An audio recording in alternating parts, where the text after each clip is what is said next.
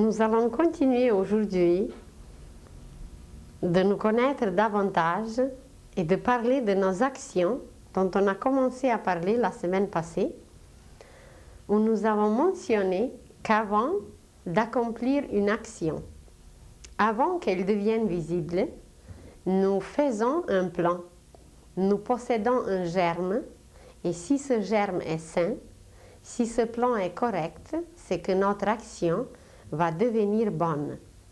Mais si ce germe est maladif, si ce germe est déformé, si ce germe est trop personnel, trop égoïste, notre action va devenir malsaine ou mauvaise. Et les causes de tout sont en nous. Nous avons mentionné même certaines phrases des Écritures saintes où Jésus nous parlait de ces lois, de la loi des causes et des effets qui dirige, qui régit toutes nos actions, car toute énergie émise, toute action déclenchée s'enregistre et selon ces enregistrements, la récolte, la moisson, le retour est exactement pareil. Dans le passé, tous les initiés, tous les maîtres, tous les instructeurs de l'humanité enseignaient toujours la même chose. La seule chose qui change, c'est le vocabulaire, les images, la forme par lesquelles on présente différemment les mêmes choses, mais à chaque époque, elles sont présentées différemment. Nous nous sommes dit que dans le plan mental, ce germe, cette sémence naît avant qu'elle devienne visible. Et que ce qui est le plus important, c'est la motivation. Il faut que cette motivation soit détachée de nos pensées, de nos préoccupations, de notre personnalité et qu'elle soit au service de tout le monde.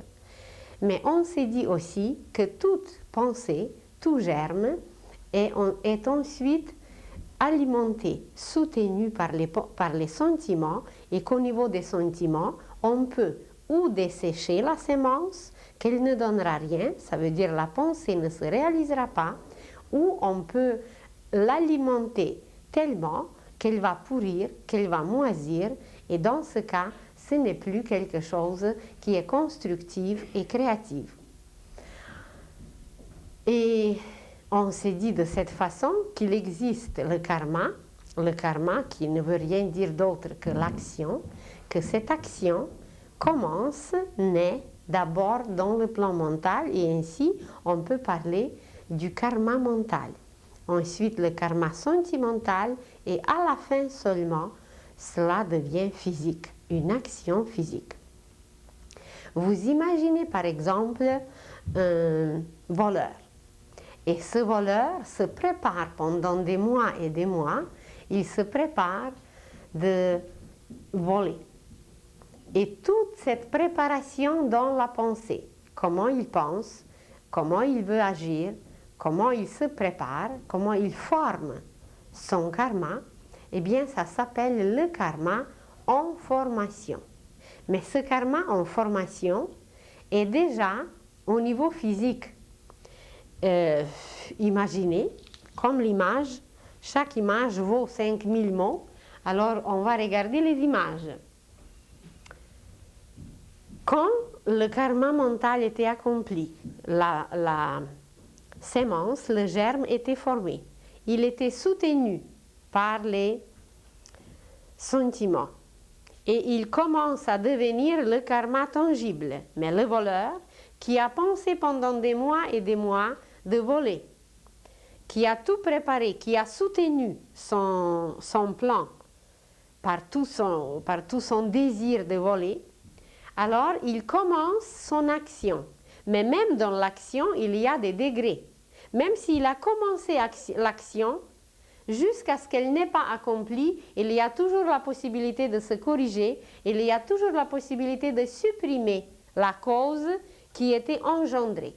Alors le voleur, que nous le voyons ici, il commence son action. Dans sa pensée, c'est clair, dans ses désirs, dans ses sentiments, c'est très fort, il veut accomplir cette action Et voilà, il commence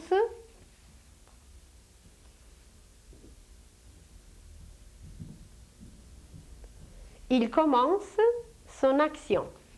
Et ça s'appelle le karma en formation. Il commence l'action, il va aller chercher le pistolet, il va aller chercher les balles, il commence à préparer les clés, mais ça ne veut pas dire que l'action est déjà accomplie. Il la prépare, il la forme. Et pendant qu'il forme, il n'y a rien encore de final. Tout son acte peut être corrigé. Mais s'il ne se corrige pas, eh bien, c'est qu'il va continuer. Et le karma en formation va devenir le karma accumulé. Alors, il accumule les objets, il accumule les outils, il accumule, il amplifie son action parce qu'il continue, donc il accumule son karma, tout est préparé. Le pistolet, les clés, tout ce qu'il a besoin pour accomplir son acte, et le karma accumulé quand il est décidé d'aller accomplir l'acte, d'aller accomplir son geste qu'il a préparé pendant des mois ou même des années. Mais même dans ce cas, ce n'est pas encore fait. Nous parlons là d'un voleur. Mais vous pouvez imaginer un criminel qui se prépare ainsi pour aller tuer quelqu'un. Un qui veut se venger et qui habite en Italie et qui va aller jusqu'en Californie pour tuer quelqu'un. Alors, d'abord, il forme son karma, son action. Il prépare le plan et quand il a tout préparé, là, il prend un avion pour s'y rendre. Il a tout dans sa poche et il prend l'avion pour s'y rendre. C'est le karma accumulé. Mais même s'il est déjà rendu, ce n'est pas encore accompli parce qu'il faut qu'il trouve la personne et puis il faut qu'il la tue.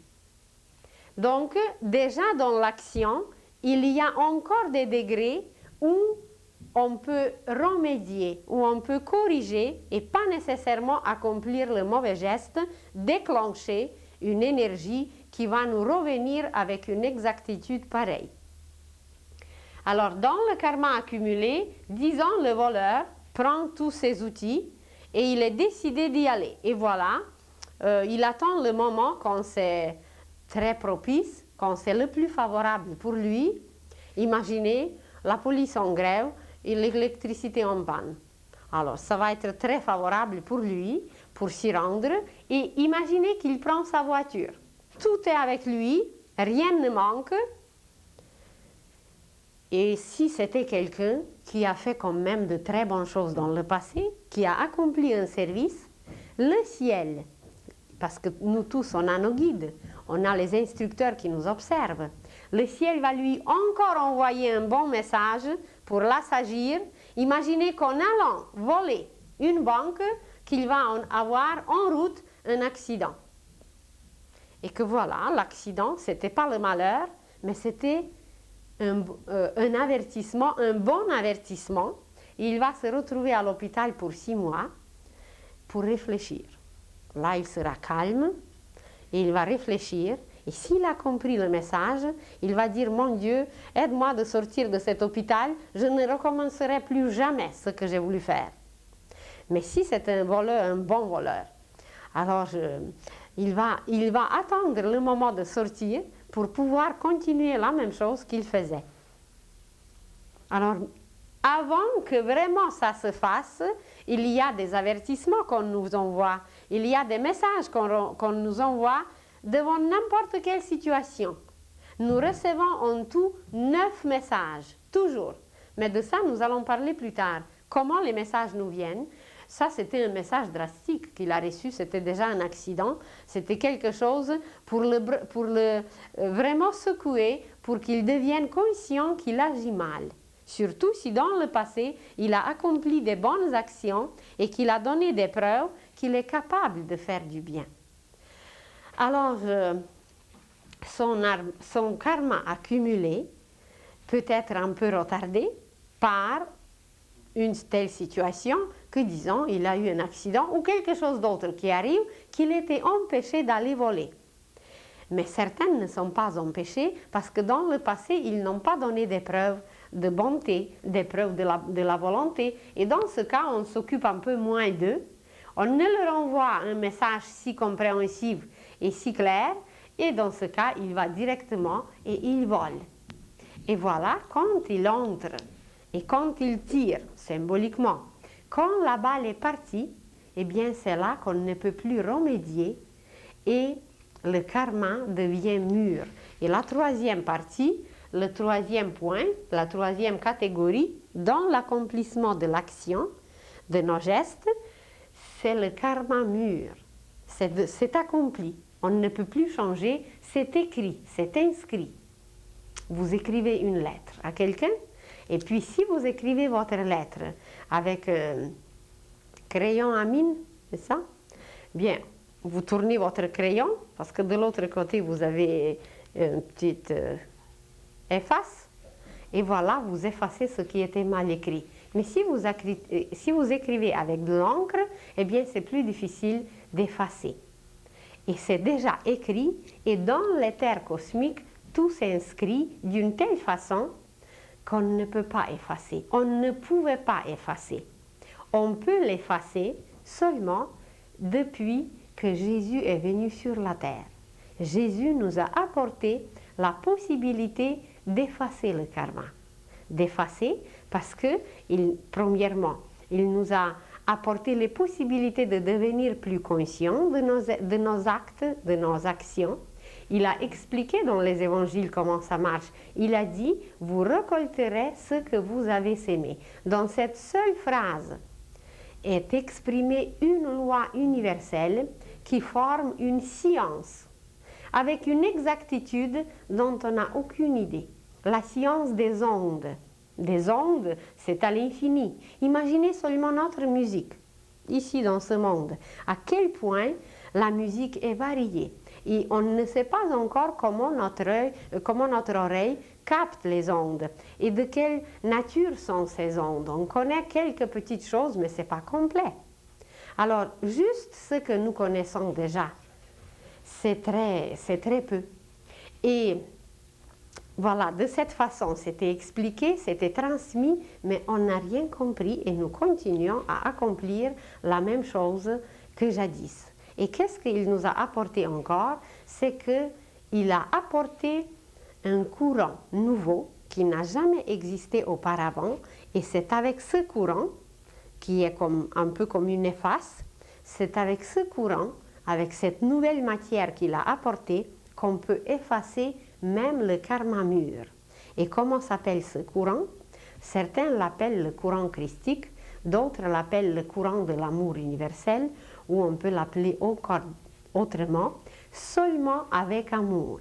Et seulement par l'amour qu'on peut effacer le pire karma. Imaginez deux êtres qui sont aujourd'hui mariés, mari et femme. Et qu'il y a des siècles et des siècles, c'était deux soldats qui se trouvaient dans un champ de bataille et ils se sont transpercés jadis. Et il y avait un qui était parti parce qu'ils se sont transpercés. Et que l'endroit où celui qui était transpercé, bien c'était l'endroit exactement là où se trouvait son rein gauche. Et aujourd'hui, après, ils se sont revus, peut-être comme des collaborateurs, peut-être encore comme deux adversaires, puis encore comme deux cousins, puis encore comme deux êtres encore plus proches. Et aujourd'hui, pour régler certaines choses, pas nécessairement d'une façon désagréable, mais comme ils ont donné des preuves, des bonnes qualités, on leur permet aujourd'hui de régler leur affaire karmique d'une façon bonne, d'une façon pacifique. Et voilà, imaginez que le mari, qui était jadis transpercé, qui a perdu son rein, qu'aujourd'hui, un peu à cause du passé, un peu à cause de l'élimination, un peu à cause d'autres exagérations qu'il a fait dans le passé, alors tout d'un coup, son rein va être attaqué. Et la chirurgie lui enlève un. Et comme l'autre est surchargé, alors il y a le danger d'enlever l'autre. Et son épouse, par l'amour aujourd'hui envers lui, son épouse qui lui a jadis enlevé, qui l'a transpercé, eh bien aujourd'hui par l'amour, son épouse va lui offrir un rein. Alors par l'amour, avec l'amour, au lieu de se transpercer encore, au lieu de se bagarrer encore et au lieu d'agir d'une façon violente, ils vont régler leur karma, leur cause, par un effet pacifique, par un geste d'amour, parce que c'est faisable. Il y a beaucoup de cas aujourd'hui où ça peut se régler, où ça peut s'effacer, même un karma mûr, parce que auparavant, on ne pouvait pas accomplir un tel geste, mais aujourd'hui, c'est possible, justement à cause que Jésus a déblayé le chemin, et sur ce chemin, c'est facile de marcher pour nous aujourd'hui. La question du karma est extrêmement complexe, c'est toute une loi universelle qui est connue par les cultivateurs d'une façon naturelle, qui est connue par d'autres êtres sur la terre qui étudient cette question et qui la connaissent.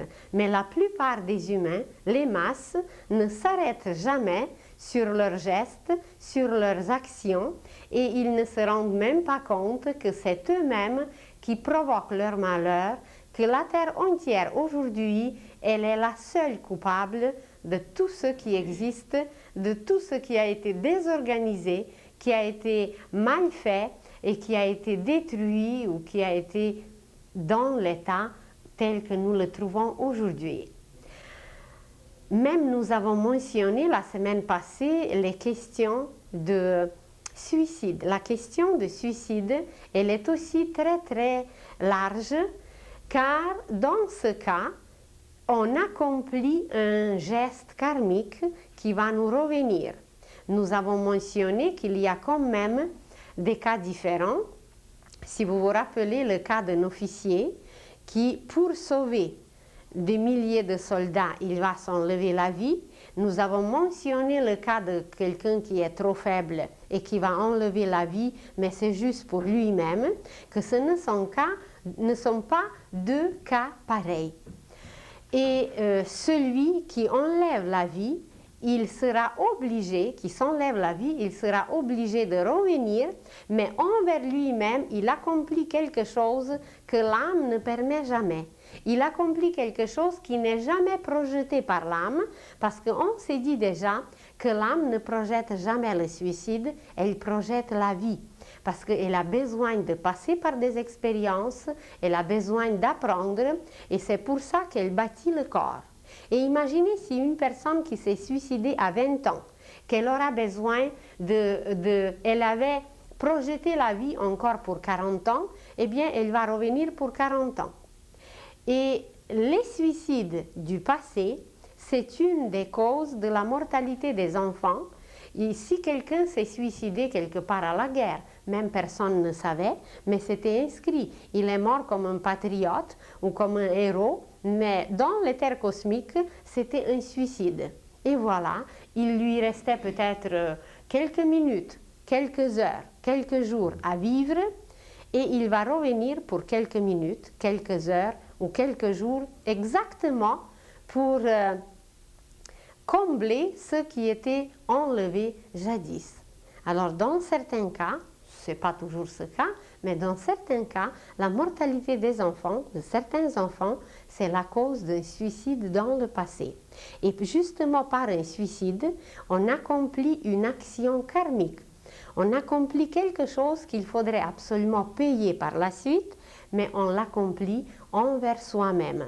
Et c'est quelque chose qui n'est jamais permis par l'âme, car elle projette, elle choisit le bagage, le karma, si vous voulez, surtout le karma négatif. Aujourd'hui, on comprend souvent sous le mot karma tout ce qui est seulement négatif. C'est pas tout à fait ça, parce que nous avons toujours accompli, comme même la majorité, des actions positives. S'il n'y avait rien de positif, on ne pourrait pas progresser ni évoluer. Et le bon, le positif, c'est le bon karma, et le mauvais, le négatif, c'est le mauvais karma. Mais tout ce que nous recevons comme grâce, tout ce que nous recevons comme don, tout ce que nous recevons comme bénédiction, nous ne nous arrêtons même pas, comme nous ne nous arrêtons pas sur la bonne santé pendant qu'on est en bonne santé. personne ne pense à l'air, personne ne pense à sa santé, c'est seulement quand on s'est dérangé, c'est seulement quand on a transgressé quelque chose, là on s'aperçoit tout d'un coup que la santé existe ou que l'air existe et qu'il faut respirer et qu'il faut avoir du bon sang, etc. Alors, dans le cas karmique, c'est pareil. Quand le karma est bon, quand nos conséquences sont bonnes, on ne s'aperçoit même pas qu'on a fait quelque chose, qu'on a fait des mauvais coups. Mais seulement quand ça devient dur, seulement quand le choc, le vrai choc dur, nous revient, eh bien c'est là qu'on commence à parler de quelque chose et qu'on s'aperçoit de quelque chose. Mais en réalité, la plupart de nos actions étaient sûrement bonnes, puisque aujourd'hui, nous sommes arrivés quand même à un degré de l'amour, à un degré de la compréhension, à un degré de la conscience qui sont quand même plus larges, plus évolués, plus élevés. Alors, par le suicide, nous accomplissons une action, une mauvaise action, envers notre propre âme, qui est notre directrice, qui est notre maîtresse, et nous agissons absolument contre la loi de la vie. Nous supprimons le corps physique où le courant de la vie est enraciné dans le cœur, et pendant que ce courant de vie entretient notre corps physique, il faut le laisser, et tout ce qui est considéré comme le mauvais karma, comme nos mauvaises conséquences, est appelé dans le langage ésotérique comme bagage. Nos valises, symboliquement, représentent le karma négatif, tout ce qui est lourd à transporter, tout ce qui est lourd à porter, alors nous le considérons comme un bagage. Alors pour quelqu'un qui a beaucoup de dettes à payer karmiquement, ça veut dire envers beaucoup de personnes, envers plusieurs maris, envers plusieurs femmes, envers plusieurs êtres sur la terre, il a les dettes à payer, les dettes morales, les dettes d'honnêteté, les dettes, toutes sortes de dettes. Alors ce sont les effets karmiques, les conséquences karmiques, et personne au monde ne pourra le faire pour nous, c'est seulement nous-mêmes. C'est comme vous voulez vous rendre quelque part, eh bien, il faut qu'on se rende nous-mêmes. Pour manger, eh bien, c'est pareil. Personne ne peut manger à notre place. Pour respirer, c'est pareil. Personne ne peut respirer à notre place. On peut nous aider. On peut nous expliquer certaines choses. On peut nous apprendre. On peut nous éclairer. Mais c'est à nous de le faire. Et sur ce chemin de l'amour que Jésus nous a déblayé, eh bien, c'est à nous de marcher. Il nous a montré, il est venu de nous aider, il est venu d'accomplir quelque chose pour toute l'humanité, mais c'est à nous de marcher. Et s'il est venu, ça ne veut pas dire du tout que nous, maintenant, on reste les mains pliées et puis on ne fait rien parce que Jésus est venu nous a sauvés. Il a sauvé dans le sens qu'il a ouvert ce courant, ces portes, ou si vous voulez, dans le langage d'aujourd'hui, puisqu'on est dans un pays de neige, il a déblayé, il a défriché le chemin et il nous a permis de marcher facilement, de marcher bien et d'accomplir tout ce qu'il faut comme il faut. Et la question du karma est extrêmement large, on peut encore continuer à l'infini. Alors ce bagage que nous prenons, ce bagage que nous choisissons avant de venir sur la terre, avant de naître. Vous vous rappelez qu'on a parlé il y a quelques semaines de la salle de la sagesse par laquelle toute âme passe avant de descendre sur la terre. Il y a des seigneurs du karma ou des seigneurs de la destinée qui sont 24 et ils sont là qui président toute cette assemblée et nous y passons pour choisir notre future vie, sa durée, la place, les parents, le métier, etc. Et quand nous y passons, eh bien c'est là qu'on nous montre quel sera notre bagage. Et c'est là que nous l'acceptons, que nous acceptons de le porter. Et voilà, tout est prévu, tout est déjà sur les plans, sur le projet, et nous serons capables de le faire, nous serons capables de le porter. Et symboliquement, vous allez voir sur une image que vous allez suivre d'en haut vers le bas. D'en haut vers le bas, vous allez voir le karma du passé. Ça veut dire tout ce qui était produit dans le passé, nous le portons comme un bagage, comme un baluchon sur le dos. Sur le dos, le karma du passé. Vous voyez le petit bonhomme qui porte son baluchon sur le dos, c'est le karma du passé. C'est la personne qui s'occupe de son bagage, elle n'est aidée par personne, elle doit tout régler, elle doit payer toutes ses dettes. Et vous savez très bien comment ça marche à travers notre système d'aujourd'hui, à travers les dettes, les banques, les hypothèques et tout ce qu'on doit payer aujourd'hui.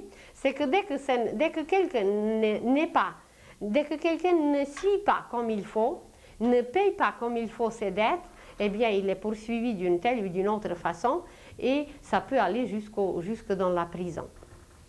Alors le karma du passé, c'est ce bagage que nous portons nous-mêmes seuls sur le dos. Ça veut dire on doit régler tout ce qu'on a transgressé, qu'on a déréglé, justement, le mot régler, ça veut dire qu'on a déréglé dans le passé. Mais il y a des personnes qui ont accompli beaucoup de bonnes actions dans le passé. Il y a des personnes qui ont le karma ou le bagage moins lourd. Il y a des personnes qui sont capables déjà de servir et d'aider les autres. Et dans ce cas, une telle personne va choisir une famille. Imaginez une jeune fille qui est aujourd'hui dans une famille, ou jadis, dans un cas où la famille est très très nombreuse. Et cette fille, elle était très serviable, elle était très bonne dans le passé, et elle est suffisamment forte pour partager le karma avec sa mère. Sa mère, elle a encore beaucoup de choses à payer. D'abord, elle a 12 enfants. Deuxièmement, elle doit s'occuper de la famille. Troisièmement, elle a provoqué une maladie qu'elle est aujourd'hui peut-être paralysée. Et voilà, sa fille vient. Et pour libérer sa mère, pour aider sa mère, pour que sa mère s'occupe de la famille, et peut-être sa mère comprendra mieux le service, l'amour et d'autres choses. Parce que, imaginez que pendant 6 ans, c'était la mère qui était paralysée. Et sa fille, surtout l'âme de sa fille, parce que sa fille n'est pas consciente, mais c'est au niveau de l'âme que tout s'accomplit, après 6 ans de la maladie de la mère, qui devait être encore malade 6 ans, eh bien c'est la fille qui tombe malade, c'est la fille qui devient paralysée, et tout d'un coup la mère est correcte, la mère est guérie, et la mère s'occupe des enfants, et quand elle observe sa fille, eh bien là, comme c'est sa chair, comme c'est son sang, alors ça éveille en elle beaucoup de choses et elle commence à prier, elle commence à se questionner et dans sa conscience s'accomplit tout à fait un autre travail que pendant sa propre maladie. Parce que sa fille est belle, sa fille est jeune, alors c'est un peu autre chose que pour elle-même. Et voilà ce karma de la jeune fille qui partage avec sa mère cette tâche pour l'aider, pour qu'elle devienne plus consciente, pour qu'elle s'occupe de la famille et pour qu'elle paye ses dettes plus rapidement. Ça s'appelle tout simplement le karma partagé. Ce que vous allez voir au milieu sur l'image, c'est que quelqu'un porte son baluchon, son fardeau, mais la deuxième personne d'en arrière, elle vient pour l'aider, pour supporter et pour partager son bagage, pour partager son fardeau, pour que tout soit plus accéléré, pour que tout soit mieux compris, plus rapide, etc.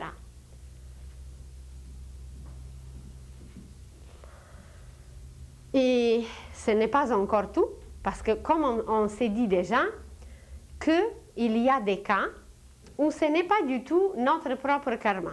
On n'a pas produit nous, on ne l'a pas engendré, et qu'on est venu seulement pour donner des preuves, qu'on était suffisamment fort, qu'on était suffisamment préparé, qu'on a accompli suffisamment de bonnes actions pour donner aujourd'hui des preuves de la miséricorde divine, de la bonté divine, de tout ce qui s'est passé de miraculeux.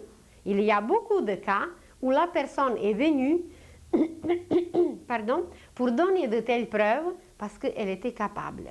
Et ça s'appelle le karma de l'avenir, pour elle-même. C'est quelque chose d'extraordinaire, ça va lui servir dans l'avenir, ça va lui faire beaucoup de bien, il y aura quelque chose d'accéléré, quelque chose d'élargi, quelque chose d'éclairé, de bien compris dans l'avenir. La personne peut évoluer beaucoup plus rapidement si elle a accepté de servir, devenir une preuve pour une œuvre divine. Et ce karma, vous allez voir encore sur l'image, ça s'appelle le karma de l'avenir, c'est que la personne a choisi exprès quelque chose et elle porte son fardeau devant elle. Ce n'est plus sur son dos n'est plus courbé, elle est tout droite, elle est capable de porter ce fardeau et il était choisi exprès par l'âme pour donner des preuves, de l'œuvre divine ou pour donner des preuves pour quelque chose d'autre, et la personne elle-même se renforce à travers ce choix. Alors dans ce cas, c'est le karma de l'avenir, c'est quelque chose que la personne elle-même a choisi pour servir, pour donner des preuves, pour donner quelque chose de tangible qui pourra servir à tout le monde. Un jour, la science, la médecine, tout ce que nous connaissons aujourd'hui s'occupera de ces lois et imaginez seulement pour la médecine combien de cas et combien de choses seront réglées et claires. Il y a des cas qui sont qu'on ne peut absolument pas traiter, ni par la médecine, ni par d'autres branches de tout ce qui existe aujourd'hui. Il y a par exemple des phobies qui sont absolument inexplicables. On ne sait pas d'où provient quelque chose comme une telle peur ou une autre peur ou telle phobie ou telle phobie. Et s'il n'y a pas un initié, un maître, un instructeur qui est capable d'aller jusqu'à la cause, aucune branche de notre science d'aujourd'hui n'est capable de l'expliquer. Par exemple, on rencontre une belle femme aujourd'hui qui a la peur des chats. Mais une peur, vous dites bleu, ou je ne sais pas de quelle couleur, une peur, mais une telle peur que c'est inexplicable. Elle dit comment se fait-il que les chats c'est un animal très charmant, c'est un animal extraordinaire et que voilà, elle ne supporte pas les chats. Imaginez que cette belle dame, au XIVe siècle, elle vivait dans un village, dans une famille simple et ses parents travaillaient dans les champs. Et elle était un petit garçon de 14 mois. Et le petit garçon était en train d'apprendre à marcher et il traînait dans la cour. Et comme les parents étaient dans le jardin, tout d'un coup, le petit garçon était attaqué par un chat enragé. Et comme le médecin n'existait presque pas, il était loin et pour secourir c'était trop compliqué, alors le petit garçon était, je ne sais pas, griffé, mordu et voilà, il est décédé par la suite de ces morsures d'un chat enragé. Mais imaginez que dans les cellules de cet enfant, tout était enregistré. D'ailleurs, nous avons déjà parlé comment dans notre cœur tout s'enregistre. Et comme aujourd'hui, cette dame peut peut-être trouver la cause, peut aller chercher d'où ça vient, alors ça arrive et cette phobie revient à la surface. C'était peut-être plus au fond, jadis. Mais aujourd'hui, ça revient à la surface et elle cherche la cause, comme la fille dont on a parlé la dernière fois, la fille d'un médecin qui était violée. Elle fait du stop une fois dans la vie et voilà, elle est violée. Alors, la dame, avec un travail, d'abord avec les photos, elle va observer les photos des chats, il va se dire que c'est un animal tout à fait inoffensif et aujourd'hui, chez elle, il y a 3 chats et elle est tout à fait bien, elle est tout à fait amie avec cet animal qui lui a causé dans le passé les images très souffrantes qui se sont imprimées dans ses cellules et dans la mémoire de ces cellules, aujourd'hui, ça paraît comme un dérangement. Ne vous étonnez pas de certaines images, ils sont peut-être un peu durs, mais c'est juste pour vous démontrer à quel point tout a une cause et à quel point tout nous revient. J'ai rencontré un homme assez jeune qui s'intéresse à la spiritualité, aux sciences ésotériques, à toutes ces belles choses. Et il dit, voulez-vous m'expliquer s'il vous plaît pourquoi je ne supporte pas la couleur rouge? Il dit, je sais que c'est la couleur de la vie, je sais que c'est le sang, je sais que c'est à quel point c'est important. Il dit, je peux vous donner 1000 raisons par l'intellect, par le raisonnement même, mais il dit je ne supporte pas et j'ai des nausées et je suis malade quand je vois la couleur rouge. Bien, alors il y a sûrement une cause. Et puis il dit, j'ai consulté les médecins, j'ai consulté toutes sortes de créatures sur la terre qui pouvaient peut-être comprendre ça, mais il dit, personne ne peut m'expliquer d'où ça vient. Et le voilà, le jeune homme, le jeune homme était dans une vie, dans un pays oriental, où on pratiquait beaucoup les tortures. Et il était emprisonné il était un prisonnier, il était emprisonné dans une cour. La cour n'était pas grande, mais elle était pavée d'une pierre blanche, de la pierre blanche. Et dans cette cour, on martyrisait les détenus, ça, on les appelle les détenus, on les martyrisait, et il y avait un genre d'échelle. Et sur cette échelle, exactement comme nous on a des échelles pour monter, mais cette échelle était penchée dans une position descendante. Et on plaçait l'homme sur cette échelle, la tête vers le bas. Elle était très penchée vers le bas, et puis les bras attachés sur l'échelle, et on lui coupait les veines sur les poignets,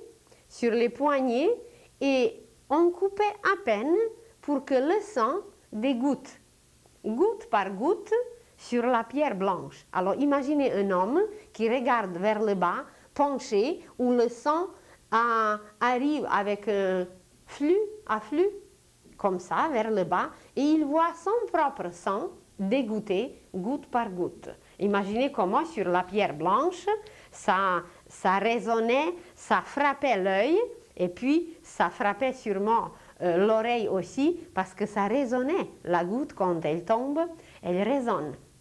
Et voilà, ça s'est tellement imprimé dans son organisme qu'aujourd'hui, seulement de voir la couleur rouge, eh bien, ça crée des nausées et ça devient insupportable parce qu'il voyait comment la vie s'en allait de son organisme d'une façon si drastique. Alors, évident qu'aujourd'hui, il va avoir une réaction pareille. Et puis, après un certain travail, après un certain temps, eh bien, il est arrivé à accepter la couleur et puis il est arrivé à se calmer, à stabiliser son état. Et on pourrait trouver ainsi des cas et des cas, des exemples et des exemples. Un autre exemple, il y a une dame qui est déjà assez âgée et qui ne supporte pas des plumes, mais aucune plume. Il dit une plume d'oie, une plume de poule, une plume d'oiseau. Il dit quand je vois la plume, je deviens malade. Il dit j'ai des frissons, j'ai quelque chose qui se produit dans mon organisme. Il dit ça me fait peur, mais c'est pas tout à fait comme la peur, c'est plus parce qu'il dit je deviens comme un hérisson, c'est l'animal qui se dresse avec ses aiguilles. Porc-épic. Pas un hérisson? Porc-épic? Alors, porc-épic. Et elle devient toute irritée et elle ne sait pas comment se fait-il. Elle dit quand même, c'est un objet tout à fait agréable. Il y a les enfants qui aiment beaucoup jouer avec ça. Les oiseaux, ce sont des créatures admirables. Alors elle dit, j'aimerais bien savoir pourquoi je ne supporte pas des plumes et je deviens malade. Malade, toute irritée. Et voilà. Je la vois couchée sur le dos, sur un champ de bataille. Un champ de bataille, mais c'était déjà après la bataille, et le jeune homme, le jeune soldat, était gravement blessé. Mais il avait beaucoup de blessures, il ne pouvait plus bouger, et comme ses amis, les autres soldats étaient déjà loin, il n'y avait personne pour l'aider.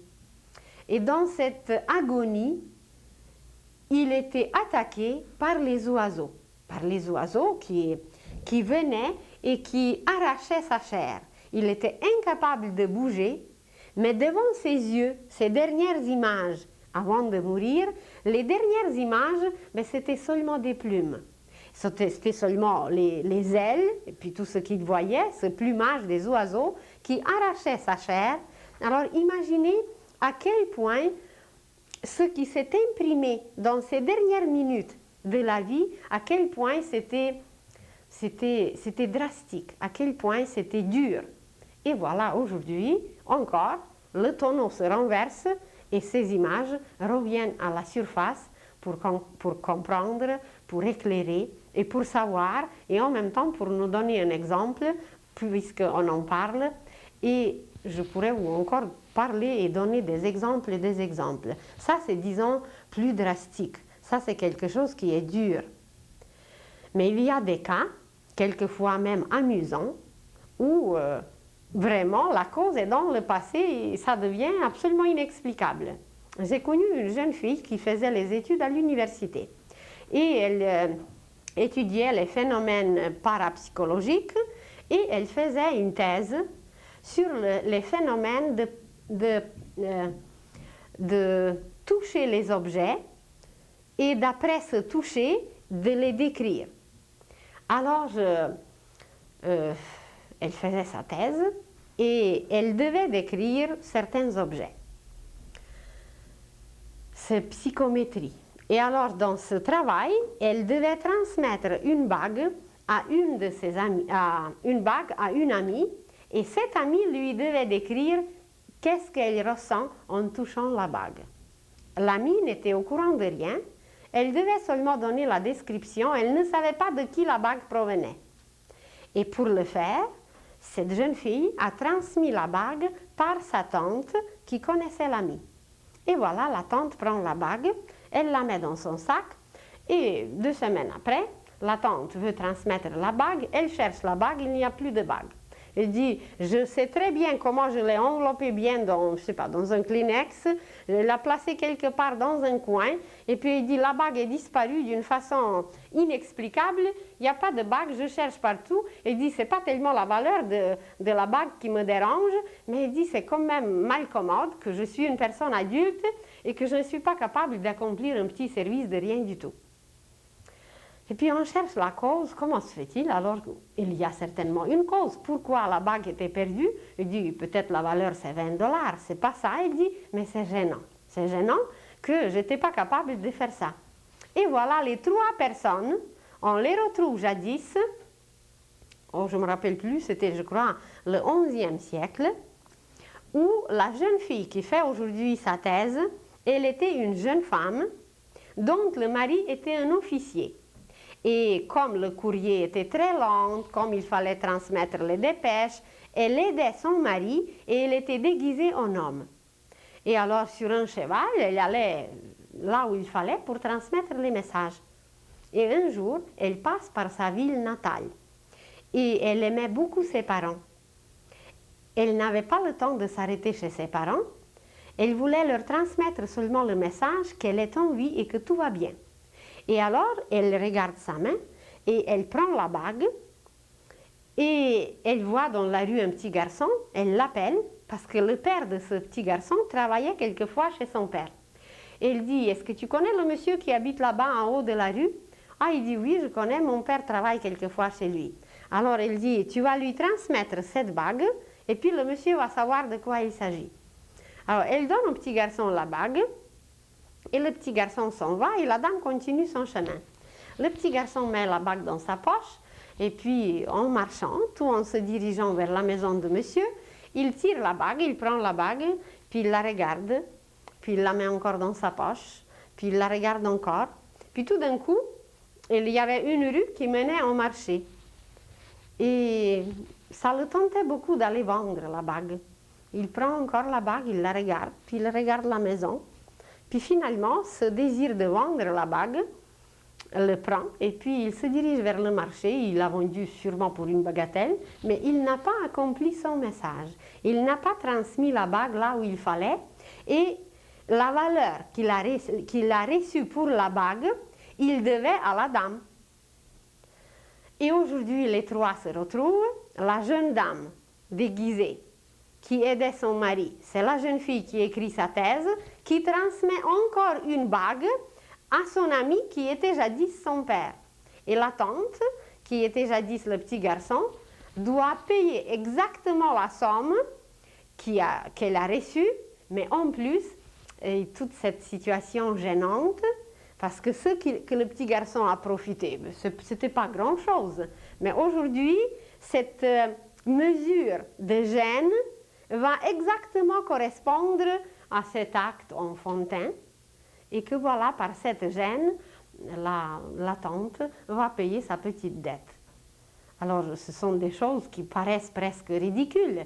On ne s'arrête jamais devant telle chose, mais comme la tante et ses deux amis connaissent déjà un tout petit peu certaines lois cosmiques, alors on peut aller chercher ainsi la cause de tout, de tout, de tout. Il y a les divorces aujourd'hui qu'on ne peut pas éviter. On ne peut pas éviter parce que c'est une affaire karmique. Il y a une jeune dame qui se présente et qui est très maltraitée par son mari. Aujourd'hui, elle dit c'est insupportable, je suis presque violée. Eh bien, elle cherche à comprendre et jusqu'à quand ça va durer. Et quand on regarde la situation, d'où ça provient et pourquoi c'est comme ça et qui est coupable, alors dans une autre vie, c'est elle qui était l'homme. Aujourd'hui, elle est une toute petite femme, toute menue, mais jadis, c'était un homme très robuste, un homme très fort, qui a traité sa femme, qui est aujourd'hui son mari, d'une façon mais absolument exacte. Il y a même les gestes, il y a même les situations qui se répètent presque, parce qu'ils ne sont pas arrivés à se pardonner ou à régler leur karma par amour. Le ciel les a mis encore ensemble, comme un couple, comme les êtres qui sont unis le plus intimement.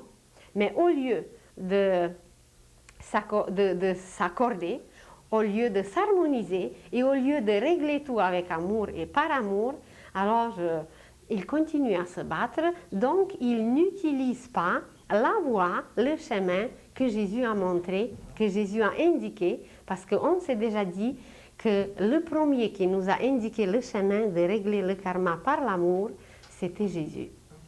Et il y a des cas comme ça à l'infini, qui sont causés dans le passé et les conséquences nous subissons aujourd'hui. Mais là non plus, on ne peut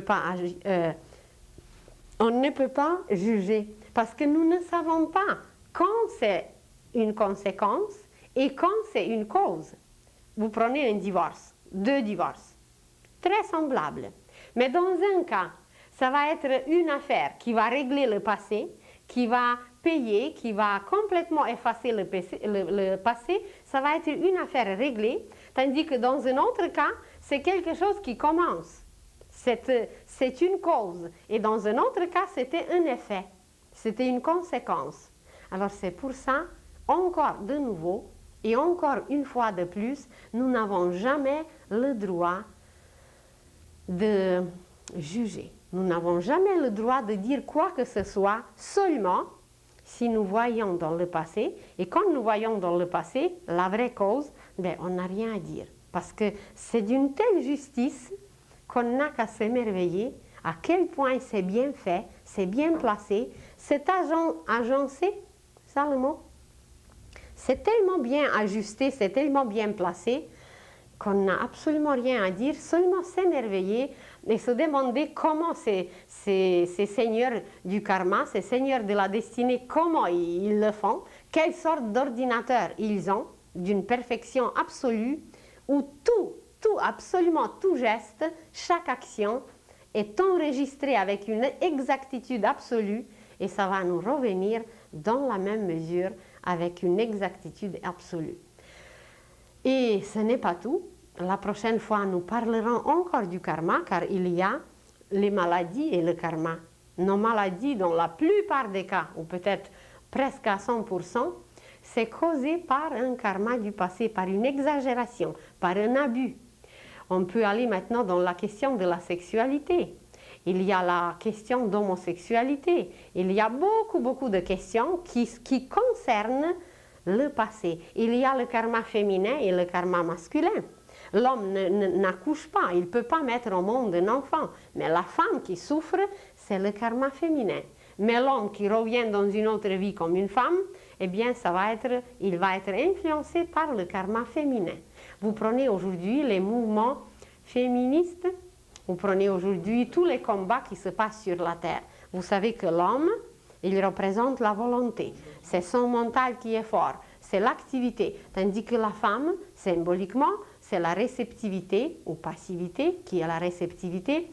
C'est le côté lunaire, c'est le côté imaginaire. C'est tout à fait une autre polarisation.